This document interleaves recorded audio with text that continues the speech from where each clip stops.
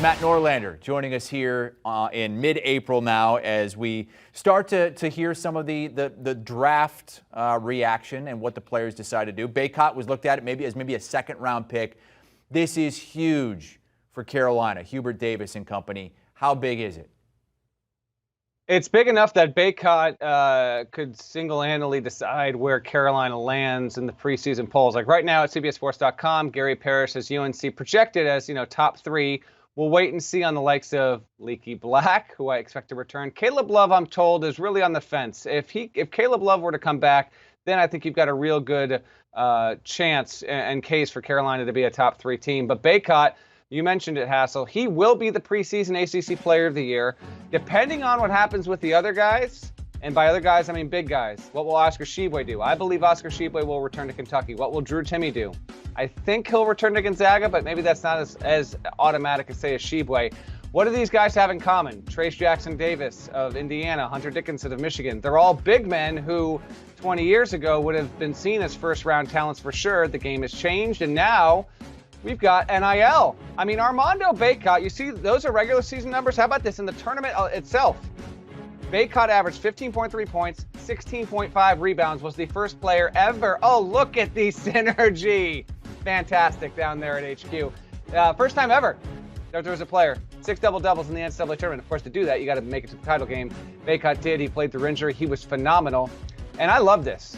Hassel, this is NIL at work. I was talking to a coach earlier on Wednesday after Bacot announced what he's going to do, and the coach basically said, "How much do you think Bacot's going to earn off of NIL?" So I don't have the number. I'm just telling you, he's going to make 6 figures. It could be 100,000, could be 300,000. Armando Bacot could earn more than $500,000 off of NIL deals, and guess what? He's earned it. This is how the system should be. In fact, I would say this is NIL at its platonic ideal. He's getting rewarded financially for the accomplishments he helped with Carolina achieve in making the national title game and giving Mike Krzyzewski 2 L's last season there. So he's a tremendous talent. He is a lock, Chris, for preseason first-team All-American status. And yes, he will be in the discussion to be the preseason National Player of the Year.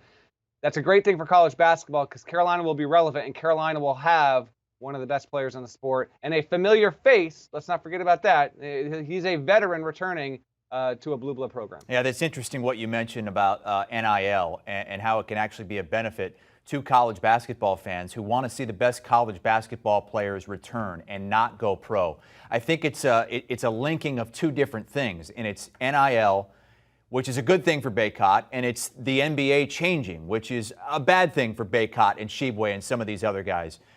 What has changed in college basketball over these last several years as it pertains to the money that they can make and coinciding with these big guys not being the NBA prospects that they would have been 20 years ago?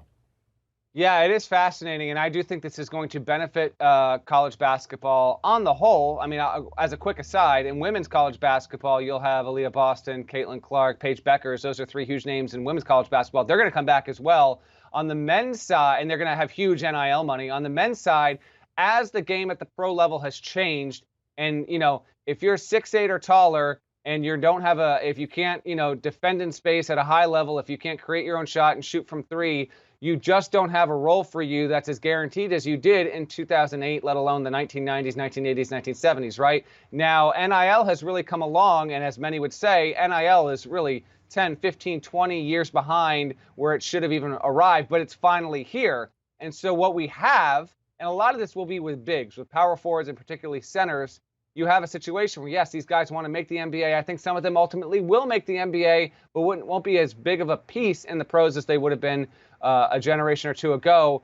But it's really helping men's college basketball. Again, I don't know if all these players are going to come back, but Bacot specifically just played in a title game, plays for Carolina. You know how huge that is? Name recognition, guys returning for a 2nd, 3rd, sometimes 4th season. Kofi Coburn in Illinois could come back. That would be his 4th season. Illinois has been a relevant program there. Hunter Dickinson at Michigan, on and on down the line. Again, I believe, we'll see if I wind up being right. My prediction is that Oscar Tshiebwe, the reigning National Player of the Year, who plays at Kentucky, could return to college basketball next season. These players are being afforded, for the most part, NIL opportunities that can pay them significant amounts of money that they completely deserve, Chris. And so because of that, you get a double win for the fans and audience of college basketball and the players. name guys returning to big programs who are accomplished, and they return, and it gives that much more appeal, that much more allure to men's college basketball. The only downside is, yes, it quite clearly, if Armando Bacot was a top 20 pick, he would be gone. But that's not the case. And so in substitute of that, I think he's making a wonderful decision.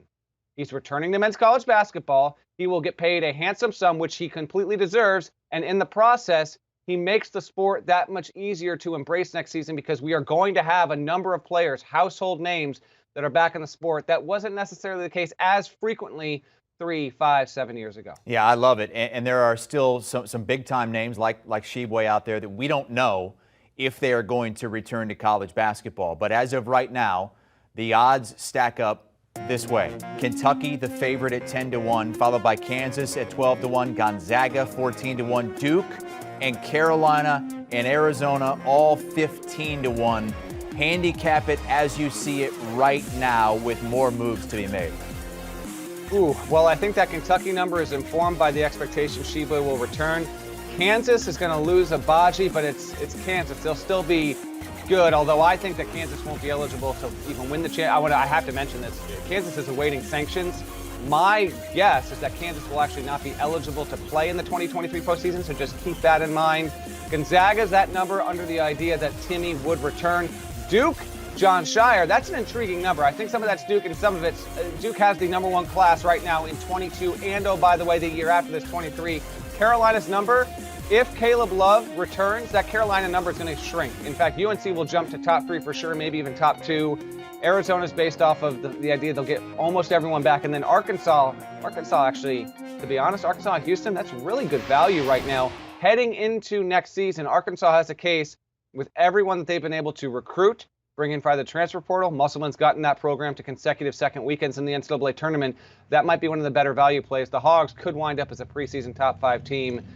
It's been wonderful just to see Hassel all of this, and in the week plus since the championship game was decided, it really feels like college basketball is in a really good space. That was a wonderful tournament, amazing viewership, and now it's taking that momentum, and a lot of these guys are going to be returning to the sport, and I think it'll be a pretty stacked preseason top 25 by the time we get to the fall. Great news for college basketball, and for Carolina in particular. Armando Bacot is coming back for his senior season. Matt Norlander can be heard on the Eye on College Basketball podcast with Gary Parrish, their very latest episode, focusing on coaches and a coaching carousel recap from the guys. Check it out. Download and follow wherever you get your audio.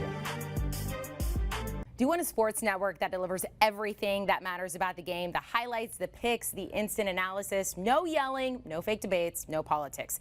Hit the subscribe button and never miss a moment.